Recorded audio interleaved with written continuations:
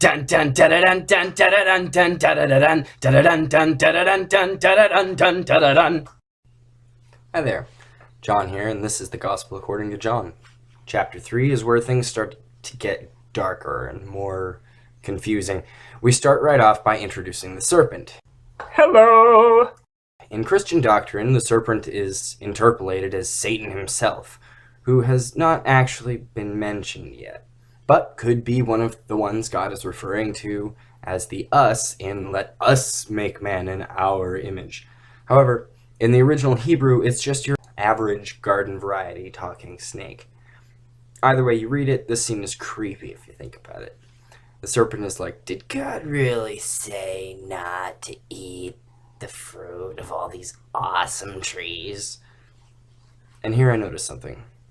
The woman is simply referred to as the woman. We'll get back to that.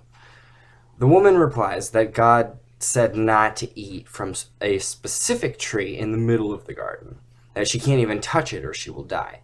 There's no actual scene where God's saying this to her, and we're left to assume that Adam relayed the story or something to her, and maybe even added the part about touching the tree himself. Or at least that's what I'm getting. So, yeah, eat it and die. Bullshit! The serpent says, If you eat the fruit, your eyes will be opened, and you will know good and evil as God does. And he knows it too. God's straight up lying to you, honey. So the woman checks the fruit out and decides it looks good, contemplates the fact that it'll make her smarter, takes a bite, gives some to Adam, and here you go! Hey, you took a bite out of that one. Wait a minute, where did he come from? Was he here the whole time? You know, most guys notice when their woman's having a conversation with a huge talking phallic object. Don't mind me. Anyway, so Adam and name withheld trip balls on this fruit. They realize they're naked and cover themselves with fig leaves. So just remember, the first thing knowledge brings is shame. All of a sudden, we hear God stomping around in the garden.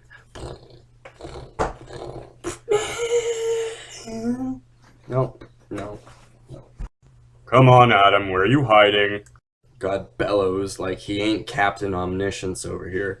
Adam is all, oh, I heard you stomping around and I was all scared and naked and I thought, I don't know where my fig leaves went. They were here a minute ago. I was frightened, so I hid. Uh-huh. And God's like, well, now wait a minute, Adam. Who told you you were naked?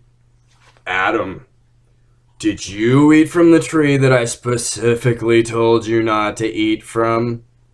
It's her idea, Adam says.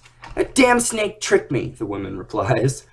Here it gets tricky. It's not clear if God punishes them or is just explaining the consequences.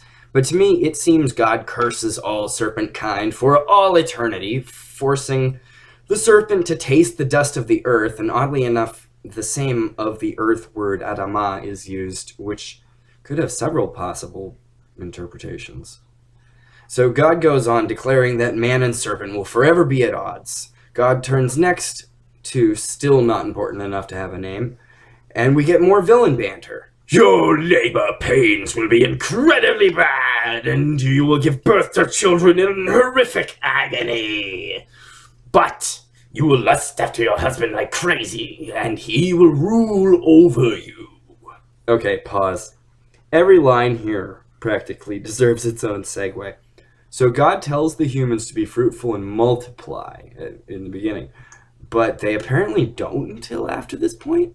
Were they sterile until they eat the forbidden fruit? Is this a punishment, or is God explaining consequences? Labor pains?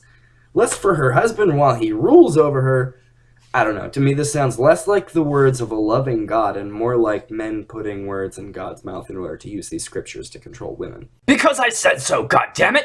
To Adam, God says something like, you thought it was hard to work the fields before? Now it shall be 1,000,000 billion times harder. And the plants you'll eat will be covered in thorns, and you'll get them in your tongue, and it'll really suck. But I love you. I reiterate, you will work the land until you die and return to the earth from whence you came. Yeah. So wait, if God knew this would happen, what was the point of You know what? Never mind. Moving on.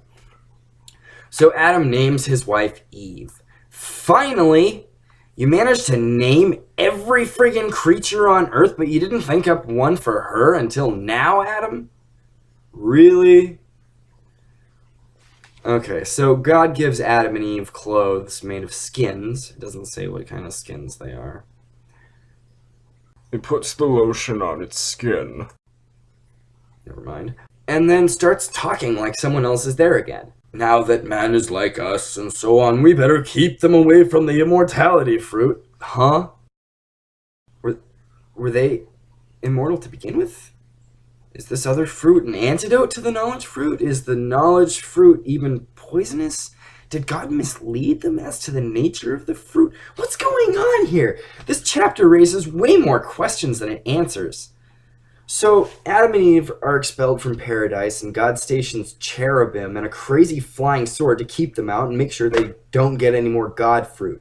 You know, the fruit is such a weird reference. There's plenty of trees like these and other stories from other cultures with similar themes. You know, the Norse and the Chinese, for example. But in the Torah, it seems out of place. And there is a reason for that, but I'm not going to get into that right now either. That brings us to the end of chapter 3. Feel free to like, share, subscribe, comment, whatever. Just try to keep it civil. I'm John Hammond, and this is the Gospel according to John. Dun dun dun dun dun dun dun dun dun dun dun dun dun dun dun dun dun dun dun.